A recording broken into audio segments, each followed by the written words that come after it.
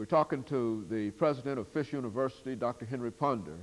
And of course, Dr. Ponder, you will soon be leaving Fisk University, and I would imagine that in terms of looking at that institution and some of the things that need to be done, the support that will have to be given to your predecessor, let's have you to sort of mention some of the things that you would hope that people could do for him that they've done for you. Well, Dr. Haney, as I've said earlier, the community has been very supportive of Fisk University during my tenure. I would hope that this community continues to do that. In other words, support for Fisk University ought to be for Fisk University, not for the person who is president of Fisk University. So I would hope that you continue to support Fisk University and that my successor will continue to cultivate and try to get new sources of revenue, because you're going to have to find ways to get new sources of revenue going forward. That's the only way you can keep going. The old sources sort of dry up and you have to add to it. So I would hope that would continue. And my appeal to the community is to continue to support Fisk University and the new president, whomever he or she is. Support them, give them a chance to do the job that you've given me a chance to do. Encourage that person to do great things. To the alumni, I would say continue to support the president. Even if it's not the person of your choice, support him because it's good for Fisk University. To the student body, I say the same thing. Given to the faculty, I say the same thing. Support the president. To the trustees, hire the president, support the president, and make sure that he or she has an opportunity to do well and be successful at Fisk University, because Fisk University is more important than all of us. And I will always be a part of Fisk University and will always do anything that I can. As you said, I plan to be around in Nashville quite often in my new job. So any way that I can help Fisk University or anyone in this community, I certainly will continue to do that. Dr. Ponder, you know, I think that going to this new position, you are, in a real sense, will have to be an advocate of the United Negro College Fund. Now, what has that fund done for Fisk University since you've been the president at Fisk? Oh, that fund has given to Fisk University over $700,000 a year. So if you just start with that, that's a tremendous thing. And the one thing that I want to do is to set up so that people will understand that there's no conflict between the College Fund, UNCF, and the National Association for Equal Opportunity in Higher Education. We're both working for the same thing.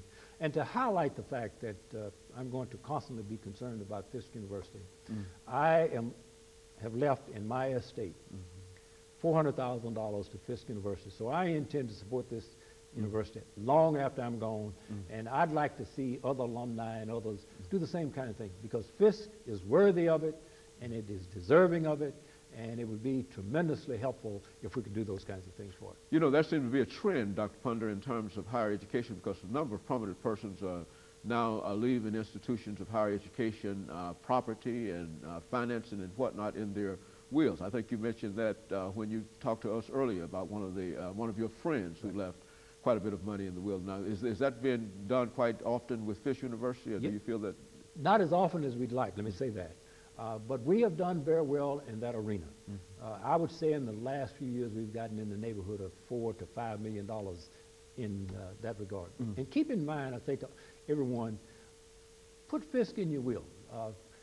I know sometimes it's a subject we don't want to talk about. We have a legacy society. Join that legacy society and put Fisk in your will.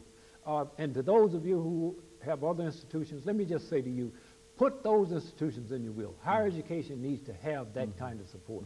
And if I'm going to be involved in higher education, I'm going to be pushing all of higher education, not just one, but remember, my heart will always be at Fisk University. And so now, so as the president, you will be in charge of more than, oversee the operation, not especially the operation, but over the spokesperson, as you indicated earlier, of at least 100 and how many institutions? 117 institutions, historically black institutions, for the most part, and representing those institutions in Washington, D.C. That is correct. Very good. And of course, what's the structure of the organization, Dr. Ponder?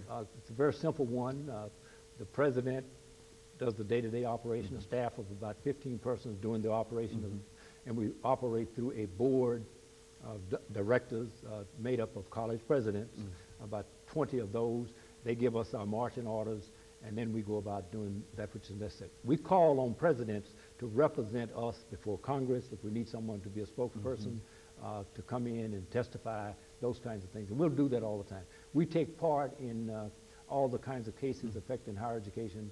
For example, we were involved in the Fordyce case. We must do those kinds of things. All of the desegregation cases in higher education, NAFIO has had a leading role in that, and we will continue to do that. And so now you've moved from Fisk University to a very, very pivotal spot in higher education. Dr. Ponder, as you indicated earlier, it was sort of a position that you really couldn't refuse.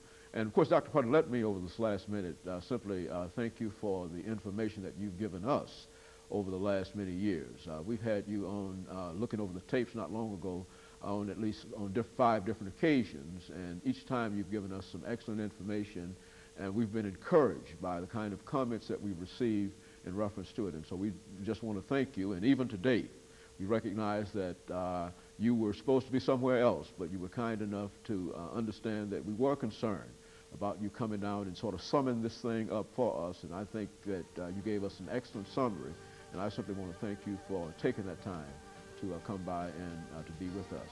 Well, thank you very much. You've been a friend of mine at Fisk University, and we always enjoy being on your show. Thank you very much. And let me encourage you to tune in again next week for another informative edition of Comments. Thank you and good morning.